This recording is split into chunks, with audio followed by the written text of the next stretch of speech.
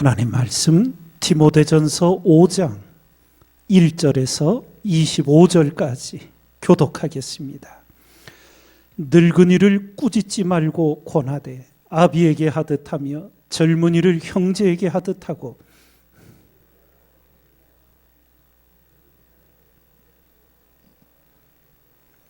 참 과부인 과부를 경대하라.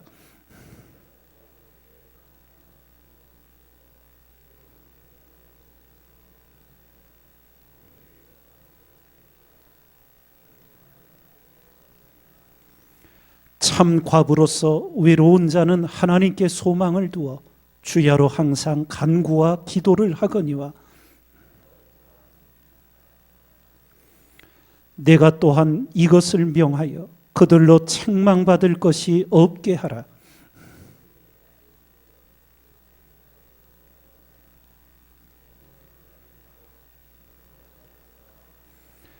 과부로 명부에 올릴 자는 나이 60이 덜 되지 아니하고 한 남편의 아내이었던 자로서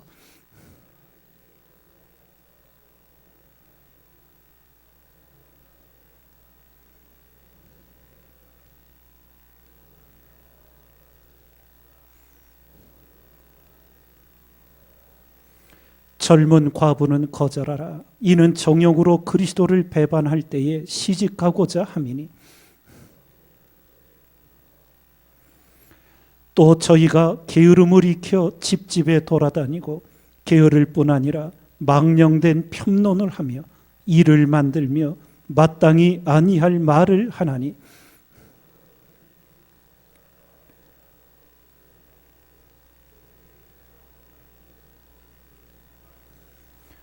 이미 사단에게 돌아간 자들도 있도다.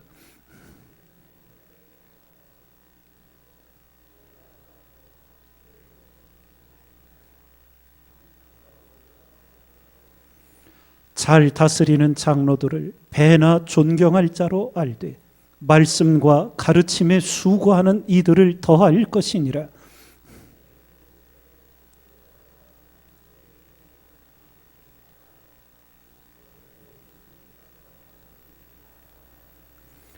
장로에 대한 송사는 두세 증인이 없으면 받지 말 것이요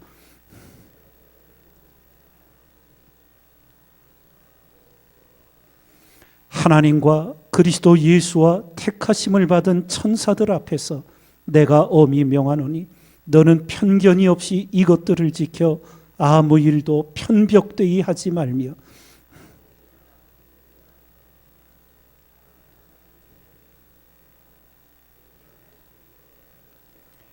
이제부터는 물만 마시지 말고 내 비위와 자주 나는 병을 인하여 포도주를 조금씩 쓰라.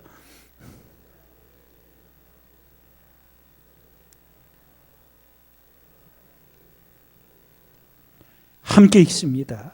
이와 같이 선행도 밝히 드러나고 그렇지 아니한 것도 숨길 수 없느니라. 아멘. 오늘 말씀은 교회 안에서와 또 집안에서 그리스도인이 모든 관계들을 어떻게 하며 살아야 하는지 구체적으로 가르쳐 주신 내용입니다. 그리스도인이 집안의 어르신들, 교회 어르신들을 공경하고 효를 다하는 것은 당연하고 마땅한 삶입니다. 그런 가운데 우리 모든 그리스도인들에게 하나님은 더 귀하게 살아갈 일이 무엇인지를 오늘 가르쳐 주시는데 8절을 보면 누구든지 자기 친족 특히 자기 가족을 돌아보지 아니하면 믿음을 배반한 자요 불신자보다 더 악한 자니라. 이렇게 가르치십니다. 자기 가족을 돌아보지 아니하면 이게 무슨 말일까요? 가족과 친지 가운데 어려움을 겪는 사람들이 반드시 있을 것입니다. 잘 살다가도 사업이 무너지고 여러 가지 질병과 인생의 풍파 속에 곤경을 겪을 때 모른 척하고 외면하지 말아야 한다는 것입니다. 우리가 경험하듯 우리 인생에 넉넉한 때는 거의 없습니다. 우리가 쓰기에도 빠듯하고 아껴서 절약하여 살아가지요. 그러나 그리스도인은 하나님의 은혜를 새기면서 주님의 마음을 품고 내가 쓸 것을 쓰지 않고서라도 어려움에 처한 가족들을, 집안을 돌아볼 줄 아는 그리스도인이 되어 가셔야 한다는 거예요. 적당히 외면하고 모른 척하고 살아가는 그런 모습이라면 그것은 믿음을 배반한 자요. 또한 불신자보다 더 악한 자라고 하나님은 책망을 하고 계십니다. 곧 우리는 추석 명절을 맞이합니다. 가족과 집안의 구원을 위해 우리는 쉬지 않고 기도드리는 그리스도인과 더불어 가족과 집안을 요셉처럼 돌아볼 줄 알고 섬길 줄 아는 그리스도인의 삶을 살아가셔야 합니다. 여기서 우리 믿음의 선진들이 체험한 간증들, 이구동성으로 하는 모습이 무엇이 있냐 하면요, 오병이어의 기적이에요. 무슨 말이냐 하면요, 광야에 먹을 것이 없었어요. 돈이 있어도 살 데가 없었어요. 그런데 그때 어린 소년 하나가 자기의 먹을 작은 도시락을 내어놓지요. 그 어린아이에게 결코 쉬운 일이 아니었지요. 그런데 주님은 그것을 받아 하늘을 우러러 축사하시고 떼어 나누어 주었더니 장정만 5,000명이 먹고도 12광주리가 남는 기적을 베풀어 주셔요. 우리는 넉넉해서 나누는 것이 아니에요. 내가 굶어서 나누게 되면 하나님께서 기적의 역사를 보게 하시는 거예요. 그래서 우리는 거기서 이런 교훈을 새겼지요. 세상에는 5,000명분을 혼자 먹고 사는 인생도 있지만 5,000명을 먹이는 그리스도인의 인생도 있다고.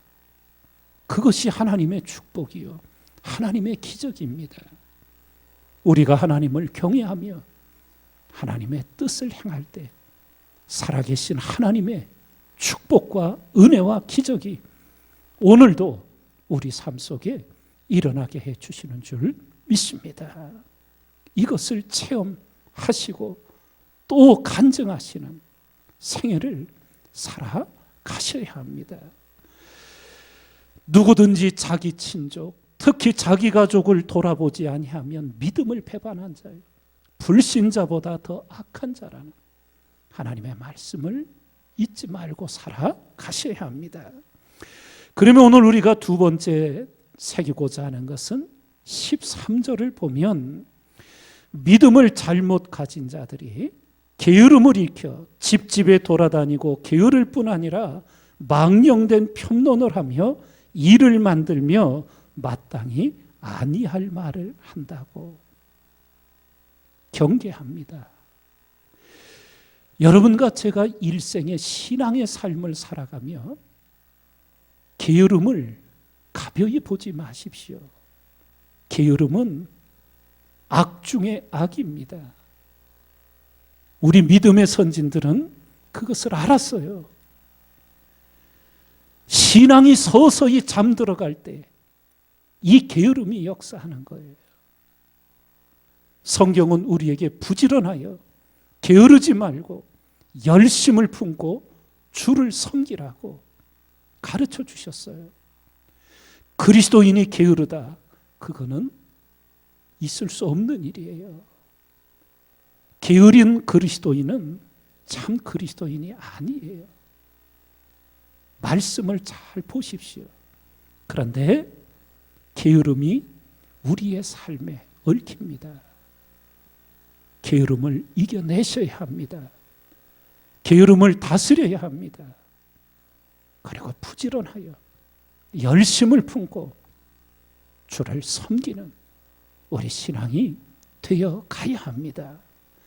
오늘 말씀 속에도 게으름에 빠진 자들이 해야 할 일들은 안 하고 집집을 돌아다니며 망령된 편론을 한다고. 편론이 뭡니까? 치우친 말들을 하는 거지요. 함부로 말하는 거예요. 자기 감정에 치우쳐서 망령되다고 한 거예요. 에서의 행실을 망령되다고 성경이 말하지요. 망하는 거예요. 아니할 말을 한다고. 게으름 속에는 악이 싹트는 거예요. 새벽마다 새벽제단을 일깨우는 우리들, 일생을 하나님 앞에 경성하여 게으름을 다스리고 이겨내며 부지런함과 성실함으로 매사에 최선을 다하여 하나님께 영광을 돌리고 악을 떠나는 우리 삶이 되어야 될 줄 믿습니다. 그러며 오늘 마지막 24절과 25절에 어떤 사람들의 죄는 밝히 드러나 먼저 심판에 나아가고 어떤 사람들의 죄는 그 뒤를 쫓나니 이와 같이 선행도 밝히 드러나고 그렇지 아니한 것도 숨길 수 없느니라. 한마디로 죄악과 선행, 시간 문제지 결국은 다 드러난다는 거예요. 그래서 여러분과 저는 부지런히 선을 행하는 그리스도인의 삶을 살아가셔야 합니다. 우리가 부지런히 선을 행하면 악이 우리를 떠나는 은혜가 임하게 되는 거예요. 모든 것이 다 드러납니다. 그리고 우리는 다 하나님의 심판대 앞에 서게 됩니다. 매일 자신을 하나님 앞에 세워 스스로를 돌아보고 일깨어 경성하여 오늘을 사는 하나님의 사람들 우리 모두가 다 되기를 주님의 이름으로 축원드립니다.